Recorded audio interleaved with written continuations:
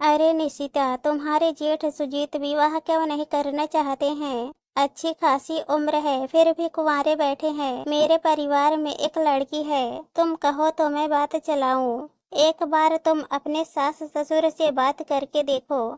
सुजीत मान जाते हैं तो मुझे बताना, चाची बोली। सच में सुजीत भैया देखने में बहुत सुंदर है, पढ़ाई लिखाई भी विदेश से करके आए हैं, फिर विवाह के प्रति इतना उदासीन क्यों रहते हैं? निशिता ने अपने पति रमेश से कई बार पूछा। रमेश ने बस इतना ही बताया कि किसी को कुछ पता नहीं है कि वह विवाह क्यों नहीं करना चाहते।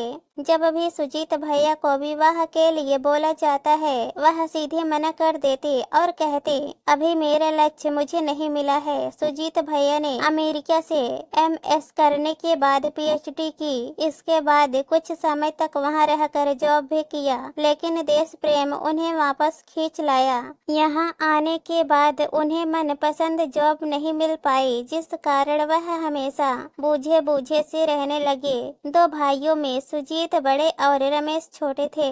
माता पिता जब भी सुजीत को बोलते कि अब तुम्हारा विवाह होना चाहिए, क्योंकि रमेश भी विवाह योग्य हो गया है, सुजीत भैया ने साफ मना कर दिया कि मैं विवाह नहीं करूंगा, आप रमेश का विवाह कर दीजिए। माता पिता ने थक हार कर रमेश का विवाह निशिता से कर दिया। अब सुजीत भैया को कोई भी विवाह के लिए दबाव नहीं डालता। छोटे बेटा बहू से खुश रहते। माता पिता को कभी कभी मलाल होता, काश सुजीत भी विवाह कर लेता तो कितना अच्छा होता। आंख मूंदने से पहले अपना हंसता खेलता संपूर्ण परिवार देख लेते। निशिता के दो जुड़वा बेटों ने जन्म लिया। घर में खुशहाली बिखरी हुई थी, लेकिन ऐसा लगता था कि सुजीत भैया ने दुनिया से वैराग्य ले लिया है। उनके जिंदगी में हंसी खुशी कुछ भी मायने नहीं रखती थी। अब वह अपने कमरे तक ही सीमित रहते थे, वहीं उनको खाना दे दिया जाता। न ही किसी से बात करते और न ही किसी से मिलते जुलते थे। माँ ने कई बार समझाने की कोशिश की, लेकिन पता नहीं चलता उन्हें क्या गम खाया जा रहा था। माँ ने कहा, अगर तुम्हारी पसंद का यहाँ जॉब नहीं है तो तुम वापस अमेरिका चले जाओ। लेकिन सुजीत भैया हाँ ना कुछ नहीं बोलते, बस अपने आप में खोए रहते।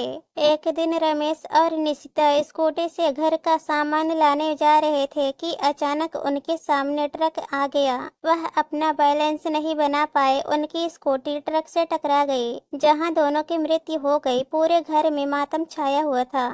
सुजीत अपने कमरे से निकलकर सब कुछ ऐसे देख रहा था जैसे नींद से जागकर दुनिया देख रहा हो। दोनों छोटे बच्चे लगातार रोए जा रहे थे, उनको संभालने वाला कोई नहीं था। सुजीत को इस घटना ने झंझोड़ कर रख दिया। उसने दोनों बच्चों को आज पहली बार गोद में उठाया और अपने सीने से लगा लिया। बच्चों ने गोद पाकर रोना बंद कर दिया। सुजीत ने दोनों बच्चों को चम्मच से दूध पिलाया। आज उसे ऐसा महसूस हो रहा था कि उसकी दुनिया किसी ने हमेशा हमेशा के लिए खत्म कर दी। सुजीत के सिवाय माता पिता और बच्चों को संभालने वाला कोई नहीं था।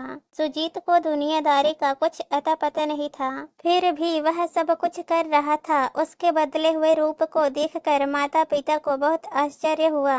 सुजीत रात रात भर जाग कर बच्चों को बोतल से दूध पिलाना, सुलाना और अपने माता पिता को संभालना, बस यही उसकी दिनचर्या बन गई थी। भाई और छोटी बहू तो इस दुनिया को छोड़कर चले गए, बस रह गए खौफनाक सूनापन। कहते हैं जब इंसान के ऊपर जिम्मेदारी आती है तब उसे दुनियादारी निभाना अपने आप ही आ जाता है। वहाँ किसी को सीख सलाह की जरूरत नहीं पड़ती। सुजीत को घर और बच्चे संभालना बहुत मुश्किल हो रहा था। माँ ने एक बार फिर एक उम्मीद के साथ सुजीत को विवाह करने के लिए बोला। सुजीत ने हालात से समझौता कर लिया और अपनी मौन सहमति दे दी। सुजीत की मौसी ने अपनी एक सहेली की लड़की के लिए विवाह का प्रस्ताव भेजा।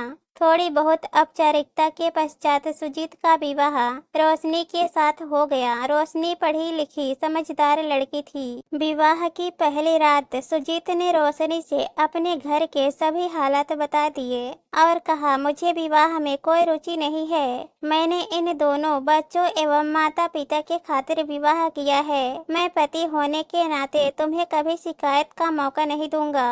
मैं तुमसे हाथ जोड़कर प्रार्थना करता हूँ, यदि उचित लगे तो मेरे साथ मेरे घर को संभालने में मेरी मदद करे।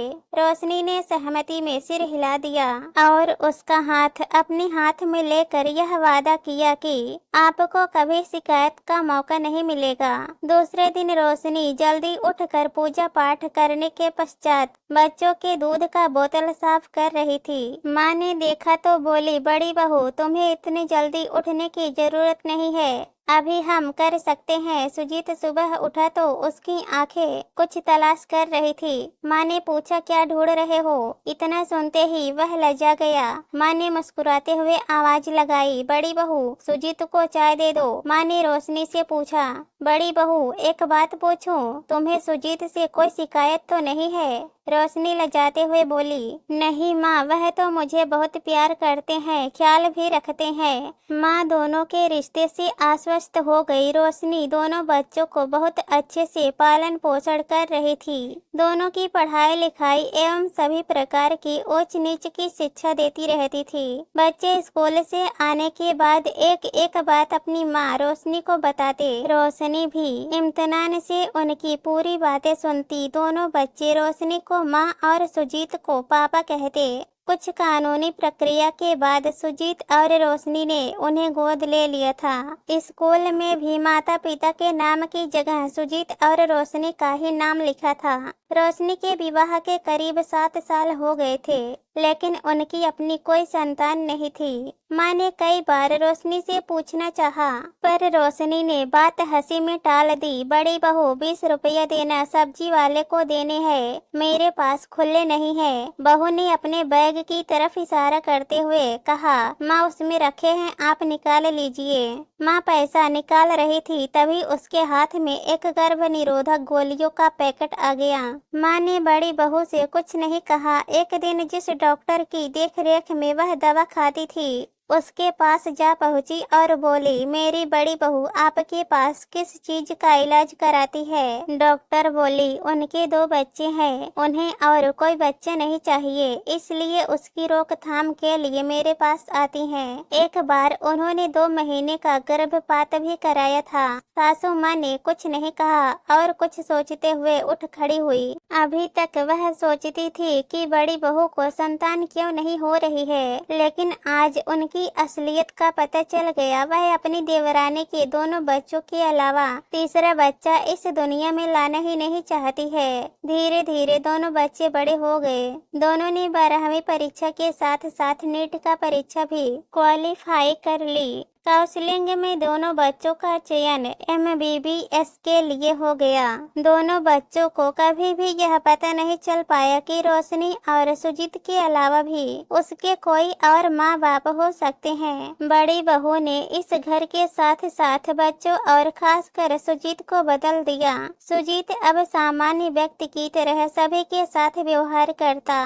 मेरी बड़ी बहू ने उजड़ी हुई बगिया को अपनी मेहनत और त्याग से खूबसूरत उपवन में बदल दिया। दोस्तों, कहानी पसंद आए तो हमारे चैनल को सब्सक्राइब कर देना। धन्यवाद।